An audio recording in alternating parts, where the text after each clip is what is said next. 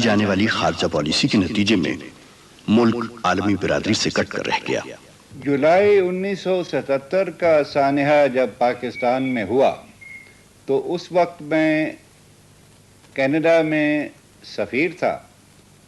وہاں پیئرے ٹروڈو اور اس کی حکومت کا رد عمل نہایت شدید ہوا۔ انہوں نے جب میری بات سنی تو کہا کہ دیکھیے، سرکاری طور پر آپ نے اپنا فرض منصب ادا کر لیا، مگر آپ یہ توقع مجھ سے نہ رکھیے کہ آپ جو کہتے ہیں اس کو میں صحیح بھی مانوں۔ چنانچہ اگلے دن کینیڈا کی پارلیمنٹ میں متفقہ طور پر ایک قرارداد پاس ہوئی جو نہایت سخت تھی اور جس میں تقاضا کیا گیا تھا کہ جمہوری نظام پاکستان میں پھر سے رائج کیا جائے۔ یہ رد عمل نہ صرف کینیڈا میں ہوا بلکہ تمام دنیا میں جہاں بھی جمہوریت ہے یہی کچھ ہوا۔ فرانس میں مثال کے طور پر وہ ری پروسیسنگ پلانٹ کا معاملہ کھٹائی میں ڈال دیا گیا۔ ہمارے اپنے علاقے میں اپنے ہمسائے کی طرف دیکھیے، وہاں کتنی ہم نے کوشش کی کہ ان کے ساتھ تعلقات استوار ہوں، اچھے ہوں، ان کی خوشامد کی، چاپلوسی کی، وہاں گئے، نو وار پیکٹ پیش کیا، سیاچن پہ انہوں نے قبضہ جما لیا، ہم نے اف تک نہ کی، بات نہیں کی، اپنے لوگوں کو خبر بھی نہیں دی، بلکہ آخر میں طفل تسلی یوں دی کہ یہ تو ایک بنجر پہاڑ تھا، اس کا کیا فکر کرنا، جانے دیجئے، وہ اس قابل ہی نہیں تھا کہ ہم اس کے متعلق کوئی تردد کریں۔ افغانستان میں ہمارا کیا حال ہوا، روس کو ہم نے ناراض کیا۔ یہ تمام روابط جو پرانے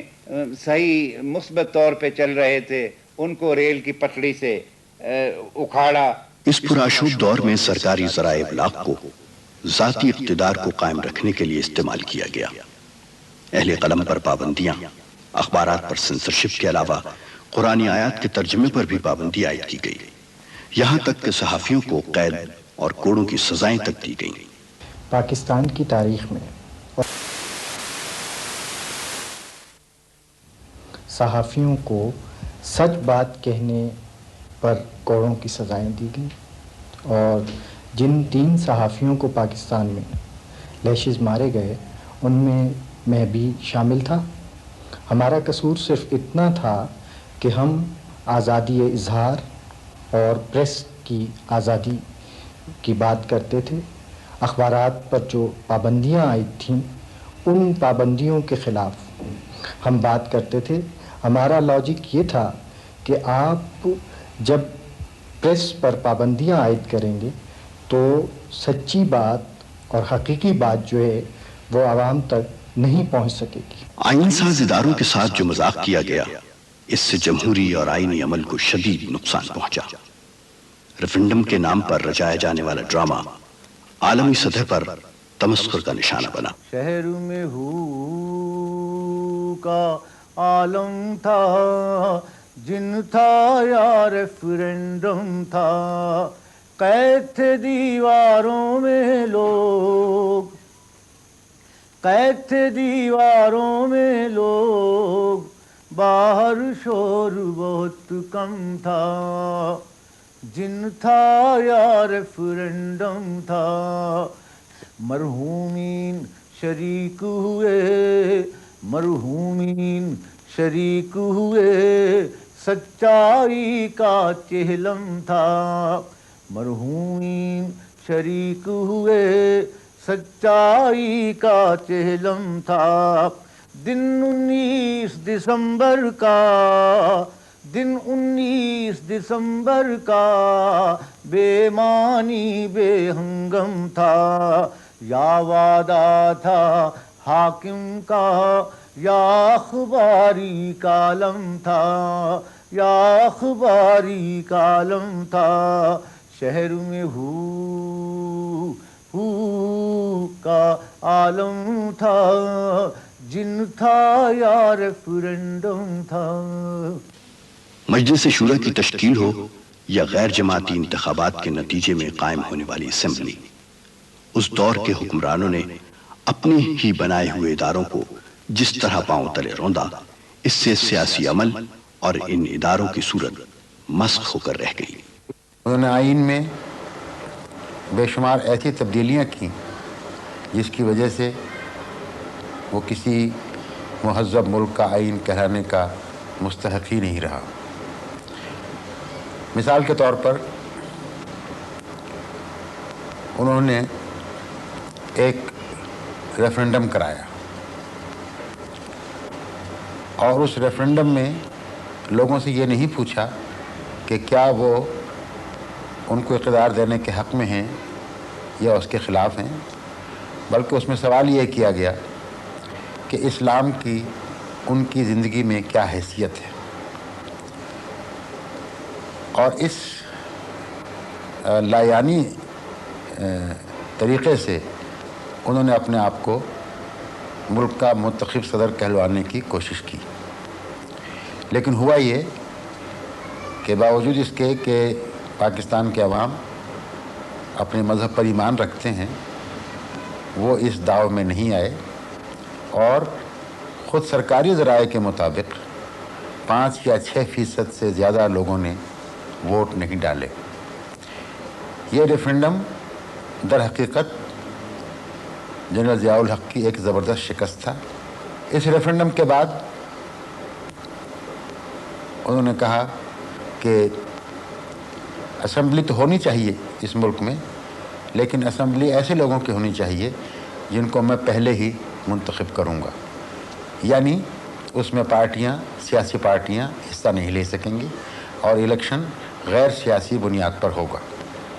اب غیر سیاسی بنیاد پر الیکشن سیاست کی نفی ہے، جمہوری دستور کی نفی ہے، موجودہ مہذب طریقہ حکومت کی نفی ہے، لیکن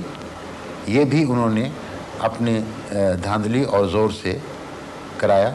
اسپیکر سے ناراضگی ہو گئی جنرل صاحب کی تو اس کو ہٹوا دیا، اگر کسی اور فریق سے یا گروہ سے ناراضگی ہو گئی، اور جو بہت معمولی باتوں پر ہوتی تھی اور جس کا صرف مسئلہ ان کے ذاتی اقتدار میں معاونت یا رخنہ ڈالنے سے ہوتا تھا، ان بنیادوں پر فیصلے ہوتے رہے اور بالآخر اس غیر سیاسی بنیاد پر ان کو اپنے ہاتھ سے چنی ہوئی اسمبلی پر بھی جنرل صاحب اعتماد نہ کر سکے۔ اپنے چنے ہوئے وزیر اعظم کو انہوں نے برطرف کیا اور پھر انہی لوگوں پر جو ان کے نظام میں اسمبلی میں جا کے بیٹھے تھے ایسے الزام لگائے جو اس سے پہلے کبھی سننے میں نہیں آئے تھے۔ تو یہ جو اس کے بعد بھی پھر یہ ہوا کہ اسمبلی کو برطرف کرنے کے بعد جو آئینی تقاضا تھا کہ 90 دن کے اندر انتخابات ہونے چاہیے تھے، اس آئینی اوبلیگیشن سے بچنے کے لیے بھی جنرل ضیاء الحق نے کوششیں کی اور ایسے ہیلے تلاش کیے، کبھی اسلام کا نام لیا، کبھی آئین کی انٹرپریٹیشن میں موشگافیاں ایسی نکالیں، کبھی اس قسم کی ارادے ظاہر کیے کہ وہ اپنی مرضی سے کوئی نیا آئین بنائیں گے۔ لیکن بات ساری یہ ہے کہ اچھے حکمران بھی ہوتے ہیں، برے حکمران بھی ہوتے ہیں، ان کو پسند کرنے والے بھی ہوتے ہیں، ان کو ناپسند کرنے والے بھی ہوتے ہیں، عامر بھی بعض لوگوں کا بھلا کر دیتے ہیں، لیکن یہ سب باتیں اہمیت نہیں رکھتی۔ اصل مسئلہ یہ ہے کہ کسی قوم کے سیاسی مستقبل کے بارے میں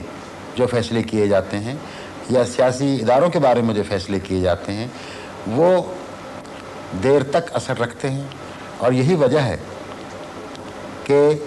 ضیاء الحق کی ذات سے لوگوں کو غرض ہو یا نہ ہو، لیکن انہوں نے جو سیاست میں ہمارے اپہیول کیا اور جو ہماری سیاست میں غلط راہیں نکالنے کی کوشش کی اور جن سے پاکستان کو اور پاکستان کے عوام کو بے پناہ نقصان پہنچا، ان پہ ہمیشہ غور کرنا چاہیے اور یہ یاد رکھنا چاہیے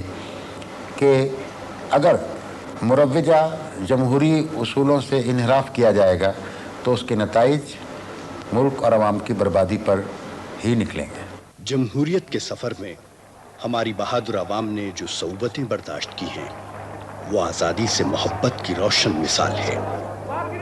قوم کی قربانیوں کی بدولت ہمارے پاک وطن میں